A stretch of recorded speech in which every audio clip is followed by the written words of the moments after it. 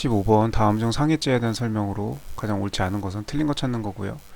상해죄는 뭐 중요한 2차 논점은 아니고 재산죄가 주로 중요한 논점이기 때문에 상해죄는 중요 논점은 아닌데 뭐 나올 수는 있죠. 다만 이제 이거는 이제 경찰 시험이니까 경찰 시험에서는 굉장히 그 현실적으로 많이 맞닥뜨리는 폭행 상해 뭐 이런 것들은 적이니까 그쵸. 아주 친숙하게 주로 이렇게 현실에서 자주 마주치는 그런 죄이기 때문에 아마 문제가 나온 것 같습니다. 뭐 이게 객관식 용도이고 2차에서는 뭐 중요한 논점은 아니죠. 한 4순위, 5순위 정도.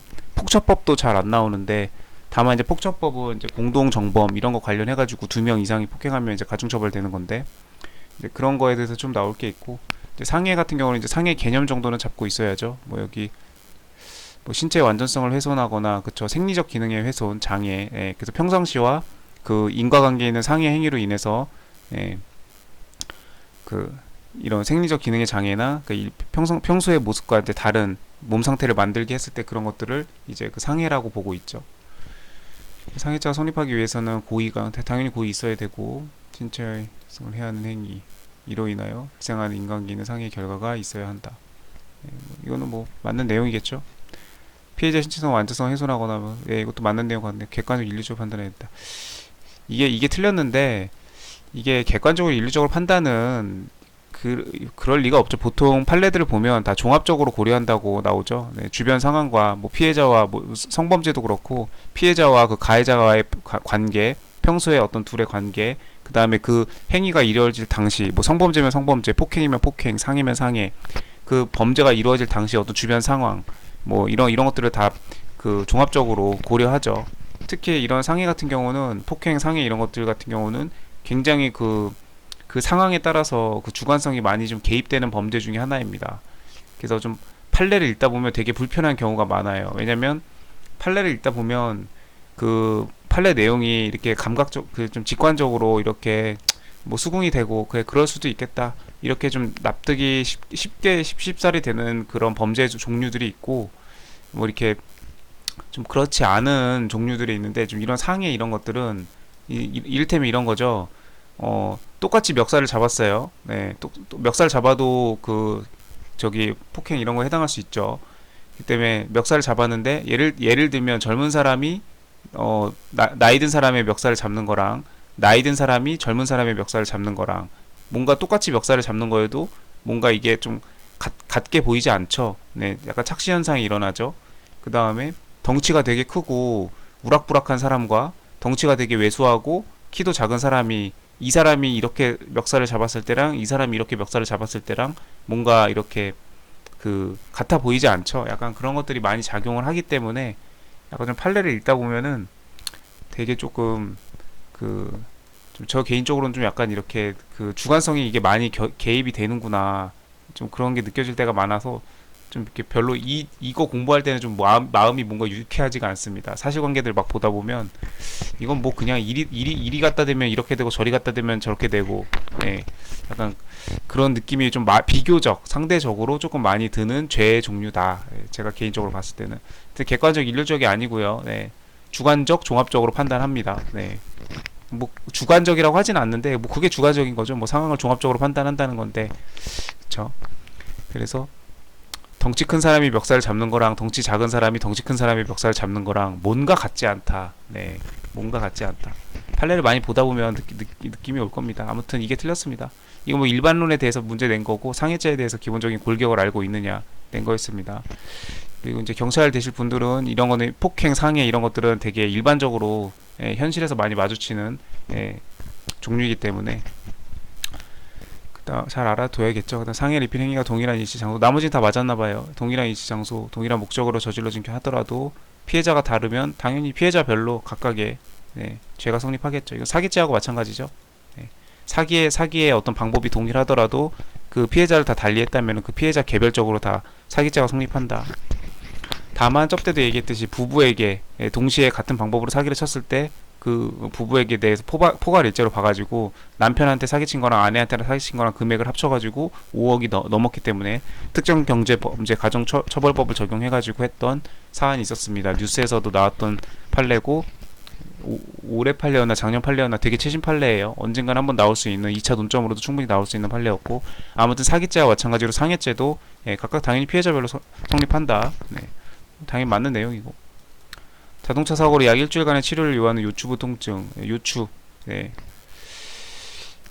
우리 경추, 요추하고 척추, 목 있는 부분 요추, 그 다음에 허리 부분 요추, 그 다음 목 있는 부분 요추, 허리가 척추? 척추가 요추하고 뭐였지? 헷갈리네요. 아무튼 요추와 척추를 합쳐서 경추라 그러나? 네. 진단받고 주사 및 치료는 받지 않고 약만 처방받아서 2번 복용을 했다. 상해에 해당한다고 할 수 없다. 이런 거 같은 경우는 지극히 아주 디테일이 살아있는, 그러니까 어떤 판례를 끌고 나온 거죠. 아마 되게 옛날 판례일 거고, 이게 약을 처방받아서 2번 복용했을 때는 괜찮은 거고, 세 번 이상 복용하면 그때부터는 상해를 볼 수 있고, 이런 기준이 있을 리가 없잖아요. 그러니까 이런 것들은 그냥 쉽게 말해서 그냥 개별 판례를 다 알고 있으면 당연히 쉬운 판례가, 정오를 가리는데 쉬운 판례가 될 거고, 그렇지 않으면 되게 어려운 지문이 될 것인데, 보통 이런 지문들은 정답이 되지 않습니다. 네. 왜냐면 이렇게 다른 이런 것들은 지금 일반론이죠. 네. 지금 이것만 가지고 이거 지금 어떤 판례인지 알 수 없잖아요. 이것만 가지고 어떤 판례인지 알 수 없어요. 그냥 일반론이에요. 그냥 일반론. 상해에 관한 일반론.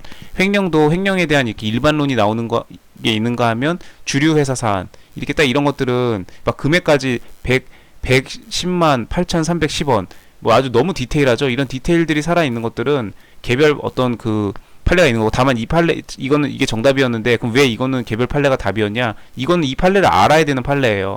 네, 이거는 객관식 1차 준비생이든 서술형 2차 준비생이든 이거는 무조건 알아야 되는 중요한 최신 판례이기도 하고, 이 횡령죄에서 중요한 논점이 됐던 그 상계 정산이 가능하냐? 그래서 횡령죄에서 반환을 안 하면 횡령죄가 되는데, 반환을 안 했음에도 불구하고 횡령죄가 성립하지 않았던 중요한 판례이기 때문에 이거는 알아야 돼서 이게 답으로 나온 거고, 그렇지 않으면 이게 지금 딱 중요해 보이나요?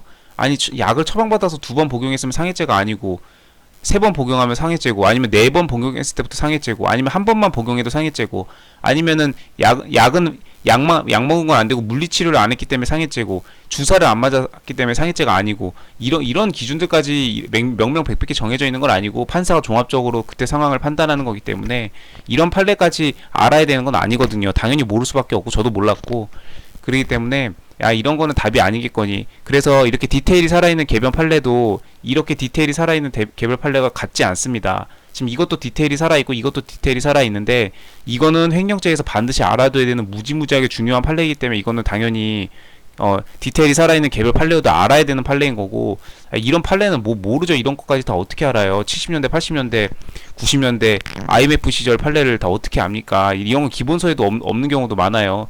교수님 저 두꺼운 책에 보면은 나와 있을 수도 있지만, 교수님 책이라고 판례를 다 다루는 건 아니지 않나요? 네. 그렇기 때문에 이런 거는 더군다나 학원 기본서 이런 것들 경우에는 그 많은 형법 판례, 상법 판례, 민법 판례를 다 다룰 수가 없기 때문에 이런 거는 안 나올 수도 있다. 그리고 이런 것까지 공부해야만 합격하는 거 아니다. 그래서 이런 같은 개별 판례여도 이런 것들을 판별을 할 수가 있어야 됩니다. 물론 그것도 공부의 내공이 쌓여야 그 시험 중에 그런 게 느낌이 오겠죠. 아무튼 그래서 이런 판례가 나오면 이 4번은 답이 아니겠구나. 그리고 나머지 중에 답을 찾으면 됩니다. 물론 이걸 명확히 알았다면 2번을 딱 보는 순간 이거 틀렸는데 뭔가 이상한데? 아니 종합적으로 판단해야지 왜 객관적 일률적으로 판단해 라는 거죠. 근데 어떻게 보면 사실 상해는 객관적 일률적으로 판단하는 게 맞죠. 예를 들면 피부에 1cm마다 형량을 1년씩 추가한다 이런 식으로, 피가 안 났으면은 상해를 안 보고, 피가 났으면 피가 한 방울이라도 나면 무조건 상해로 보겠다. 멱살만 잡아도 상해로 보겠다. 상대방의 팔을 강제로 끌기만 해도 1m를 끌든 10cm만 끌든 손목을 강제로 잡기만 해도 상해로 보겠다. 아니면 상대방이 팔 놓으세요 라고 말을 분명히 했는데 상대방의 의사에 반해서 손목을 잡든지 옆구리를 잡든지 멱살을 잡든지 어깨를 잡든지 잡기만 해도 그걸 상해로 보겠다. 얼마든지 이런 것들은 기준을 명확하게 할 수가 있죠.